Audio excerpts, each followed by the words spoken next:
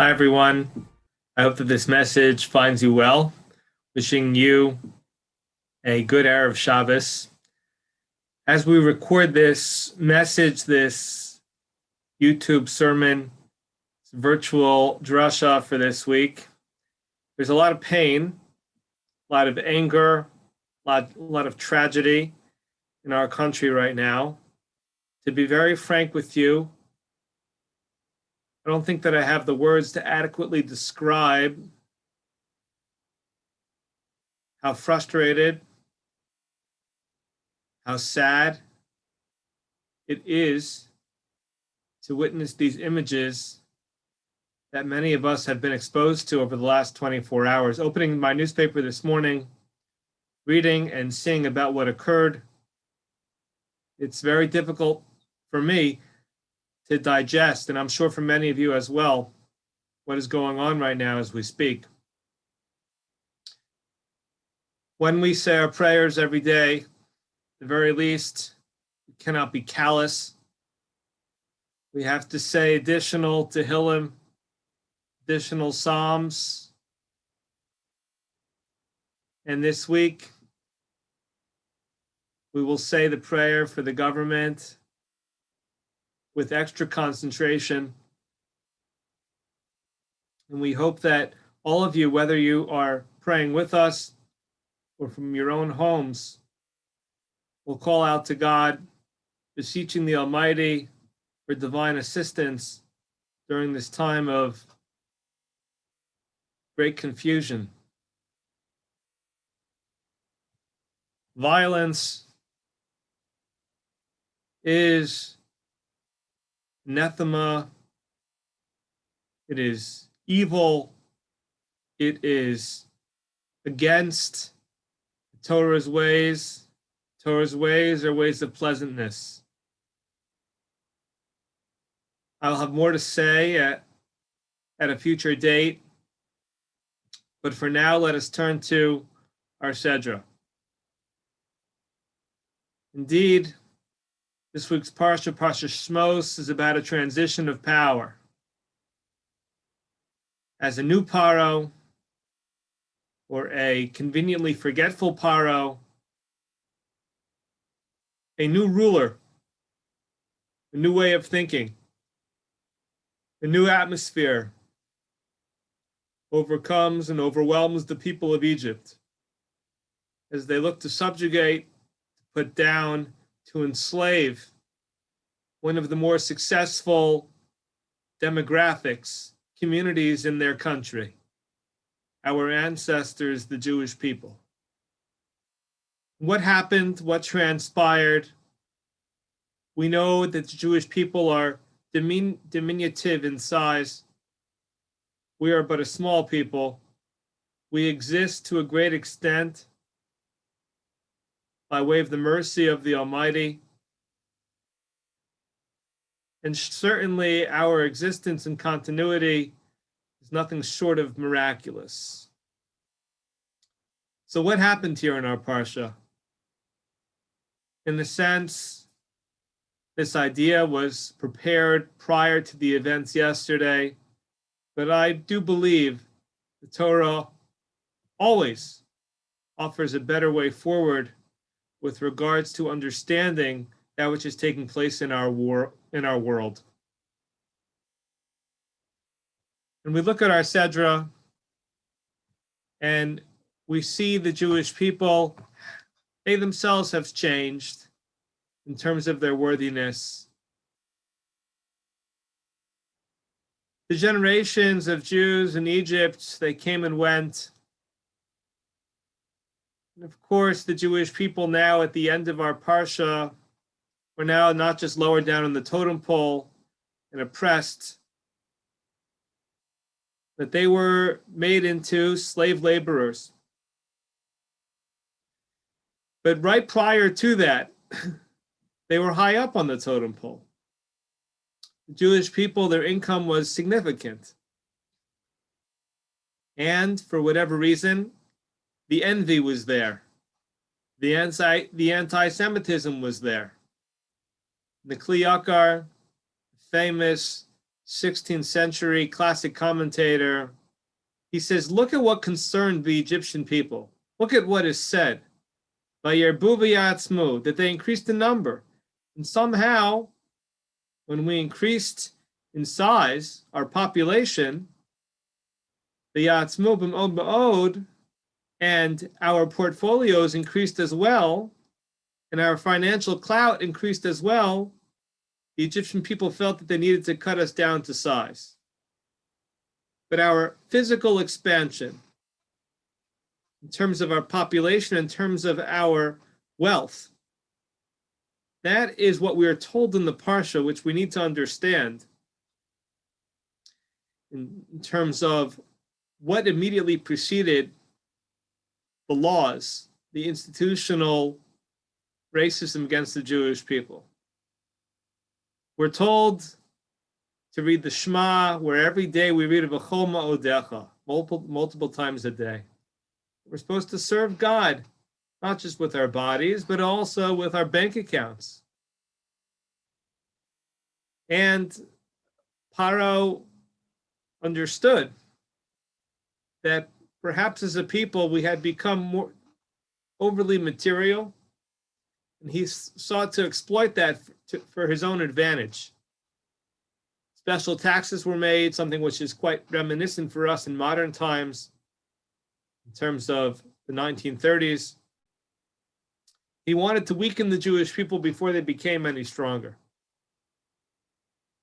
And the bigger issue though was we had begun to identify more with our wealth than with our spiritual well-being.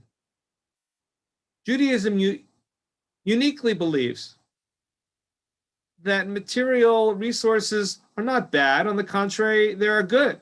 But when it becomes a part of our definition, when it becomes part of what we promote and what we project about ourselves, and if the materialism provides us with our sense of confidence or sense of self, then that's when it becomes problematic and we are less worthy of the divine protection that has guided us for thousands of years.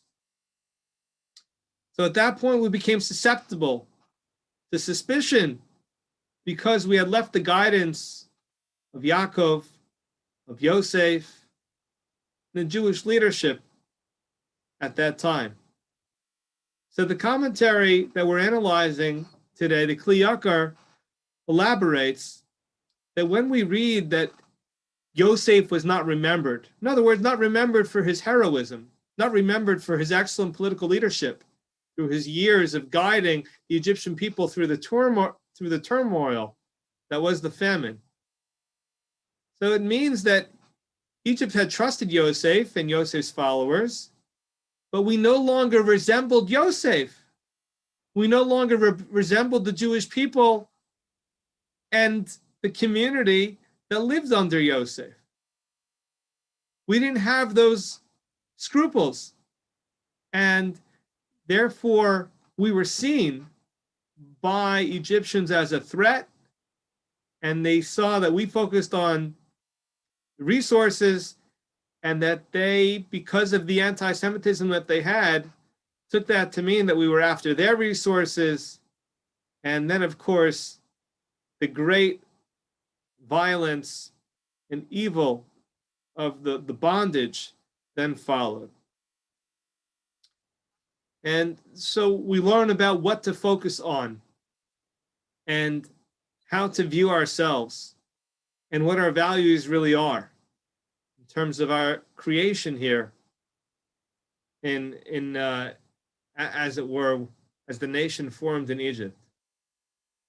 The commentary further explains that it was the Egyptian advisors of Paro who noticed the change in Jewish behavior as we slowly became more a part of Egyptian society and seemed to be more interested in the materials within Egyptian society.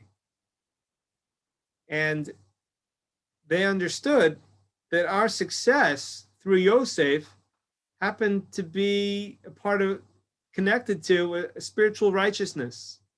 So when we read the words this week a Rabbi Atzumimenu, they were scared, and all these conspiracy theories started because they were concerned that we would be more worthy than them. They believed in divinity on some level, and they themselves realized that the secret to our success was our good deeds, our chesed, our Torah way of life. And once our actions tipped off these strategists, they then schemed to further separate us from our tradition. And so all of these events go hand in hand.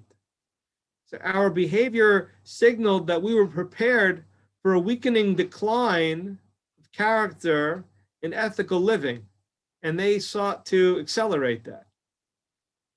The slippery slope of our demise began as we turned towards a more antithetical, idolatrous, pagan Egyptian lifestyle.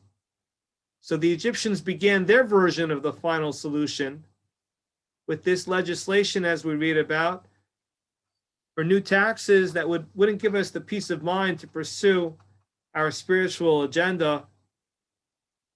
And they sought to make sure that we are a part of the pagan headquarters of the world that was the country of Egypt at that time, and must be less worthy in terms of continuity, and that they would be more able to conquer us more readily. The fate of the Jewish people is one fate. We are a small people, a very interconnected people. Oftentimes we think of ourselves in these small little groups. We make up our own boxes, something that here at our shul we shun. We don't want to be in our own little box. We want to be part of one big family. So the choice is up to us. Should we not want to help each other and ensure a more inclusive, wholly committed, intact Jewish congregation and community, then our observance will collectively suffer due to that lack of inclusion. We'll be less worthy of hashgacha klalis, of Hashem overseeing the Am HaNivchar, Am Yisrael. As a whole, we won't be worthy of the redemption, just like this generation of this week's Parsha wasn't yet worthy. They didn't understand their interconnection, the secret of our survival.